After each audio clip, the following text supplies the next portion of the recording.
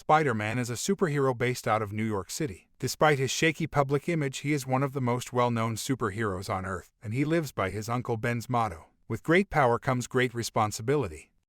Hello folks, welcome to Rush Toons. Today we decided to revisit the story of Peter Parker from Fox's Spider-Man, the animated series. Since this video will be very long, so we'll be doing it in parts. Before we begin, please like, comment, and subscribe if you would like to see part 2. Childhood.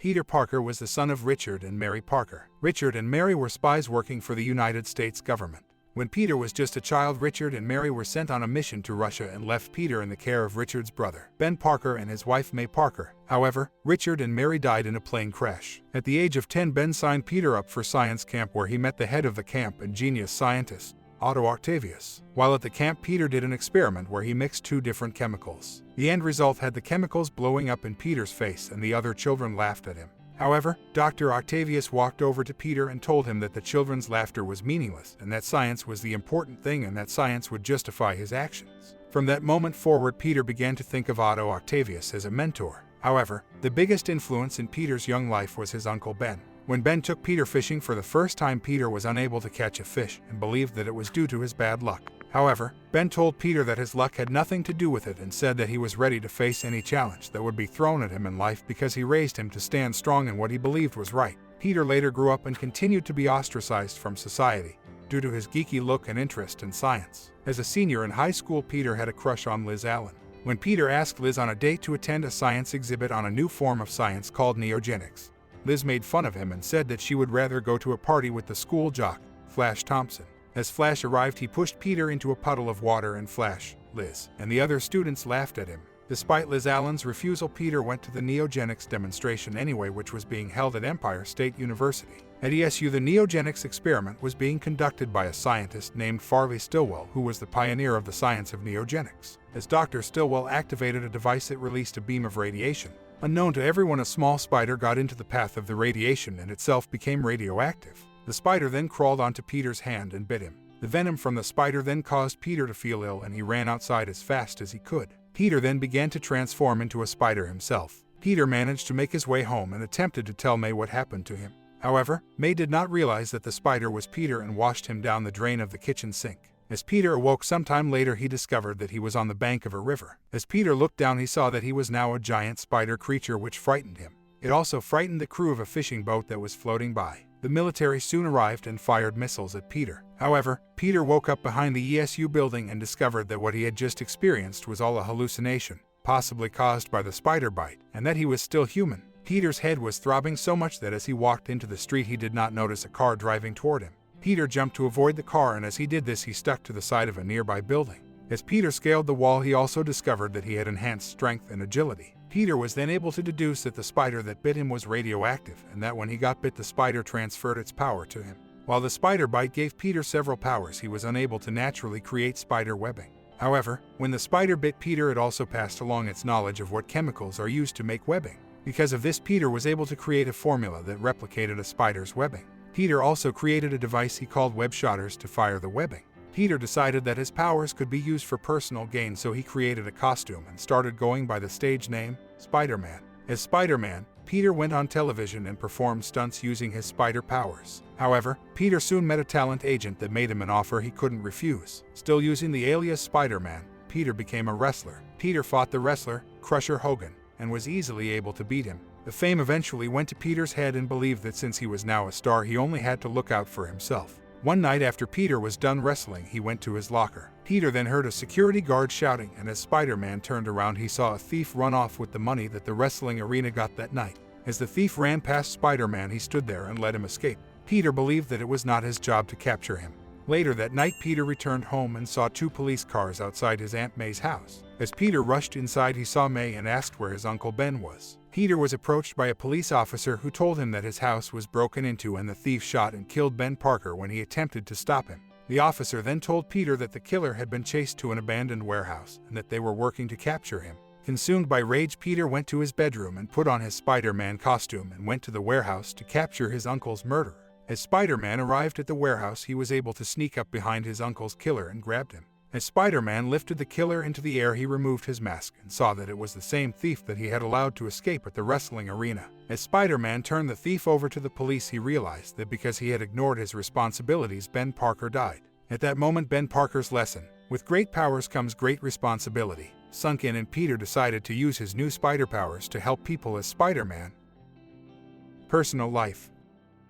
As Spider-Man made his presence known in New York City, he also attracted the attention of the local media. However, Spider-Man was a target of Jonah Jameson, who was the owner of the Daily Bugle. Jameson hated Spider-Man and would use the Daily Bugle to try and discredit him in the public's eye. To support his Aunt May, Peter eventually took a job at the Daily Bugle as a photographer, and would take pictures of himself as Spider-Man and sell them to Jonah Jameson.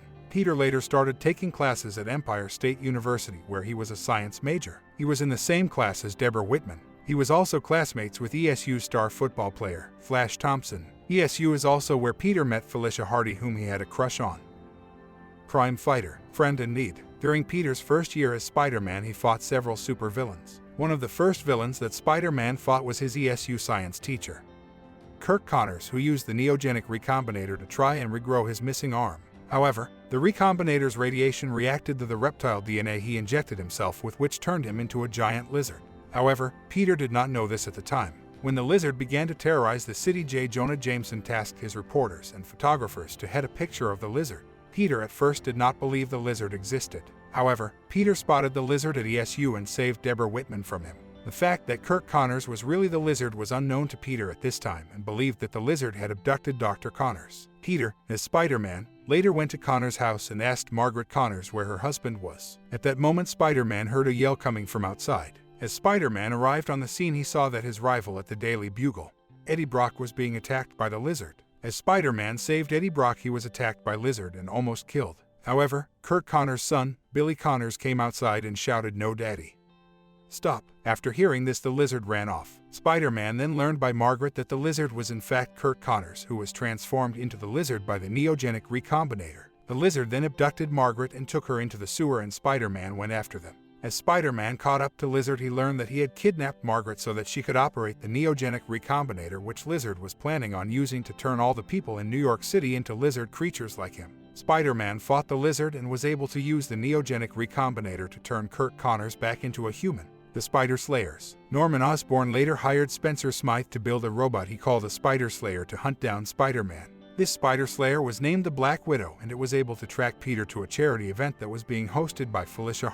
Black Widow was able to track Peter to the party, but accidentally took Flash Thompson, who had dressed as Spider-Man, to threaten Peter. Spider-Man managed to track the Black Widow to Oscorp. Spencer Smythe controlled the Black Widow to attack Spider-Man, but during their fight, the Black Widow fell into a vat of acid, which started a chain reaction and exploded. Several months later, Alistair Smythe, under the command of the Kingpin, rebuilt the Black Widow and also created the Tarantula and Scorpion Spider Slayers. The Spider Slayers abducted Spider-Man and Jonah Jameson and brought them to Crime Central, where Alistair Smythe attached a bomb to their wrist. However, Spider-Man was able to free them from the bomb. Alistair then sent the Spider Slayers after Eddie Brock, Norman Osborn, and Flash Thompson, whom he believed to be responsible for his father's death. However, Spider-Man was able to save all of them and defeat the Spider Slayers. Dangerous Dr. Octopus. At first, Felicia was angry at Peter for abandoning her when the Black Widow attacked. However, she gave Peter a second chance and decided to let him take her on a date. As Peter arrived at the Hardy mansion, Felicia went to her room to grab her coat. However, Felicia was abducted by Dr. Octopus. Peter attempted to save her but failed.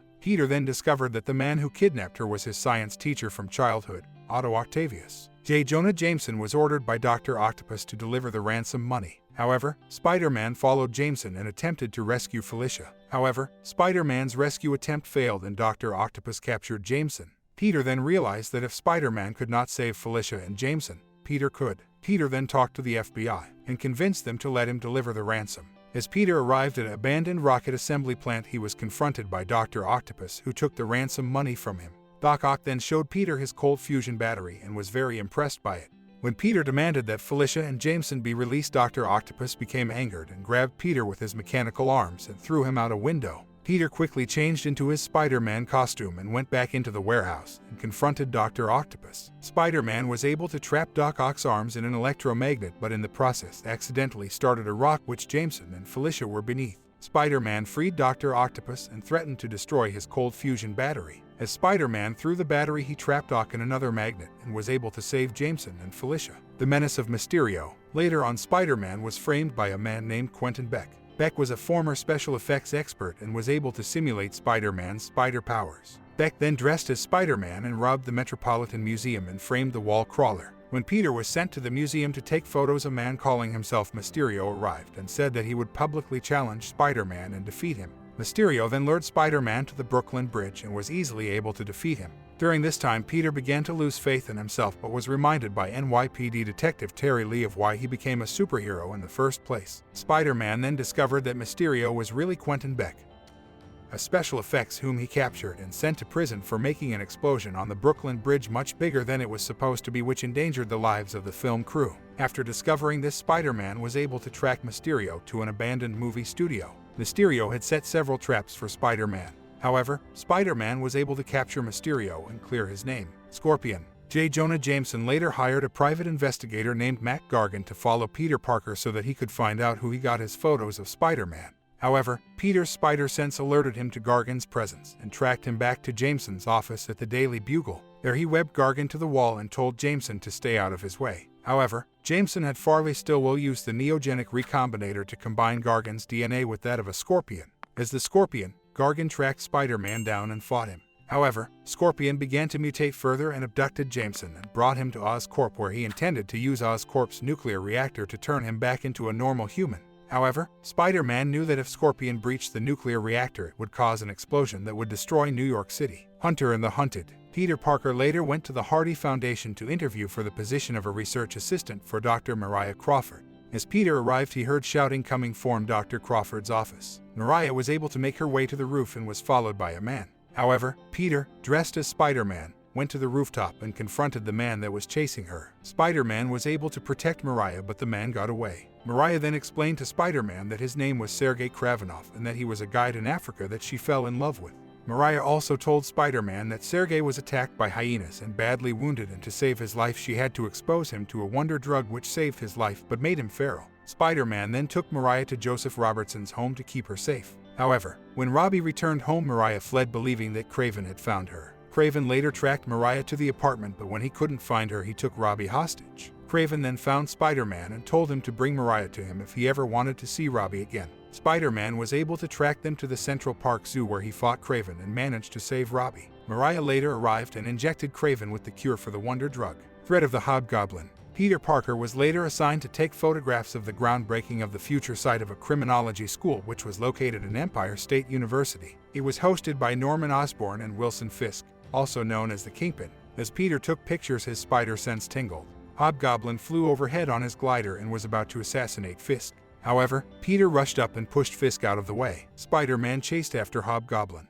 However, Hobgoblin was able to get away. Hobgoblin then betrayed Norman and went to work for Kingpin. When Kingpin learned that Norman Osborn was the one that hired him to kill him, Kingpin had Hobgoblin kidnap Harry Osborn as payback. At that time, Peter had moved into an apartment and Harry was his roommate. May later went to the apartment to visit Peter, but the apartment was attacked by Hobgoblin and kidnapped Harry. As Peter turned around, he saw May laying on the floor unconscious and took her to the hospital. May's attending physician then told Peter that May was in a coma. After hearing this, Peter was infuriated and wanted to take down the Hobgoblin. Spider-Man later confronted the Hobgoblin and was able to defeat him. Spider-Man was also able to rescue Harry. However, as Peter returned to the hospital, May awoke from her coma. However, Peter learned that from May that she went into a coma not because of Hobgoblin's attack, but instead for seeing his dirty apartment. Peter then moved back into May's house. Chameleon. Eventually, two warring countries put their differences aside and decided to sign a peace treaty at the United Nations in New York City. However, terrorists who did not want the treaty signed hired an international terrorist known as the Chameleon to sabotage the treaty signing.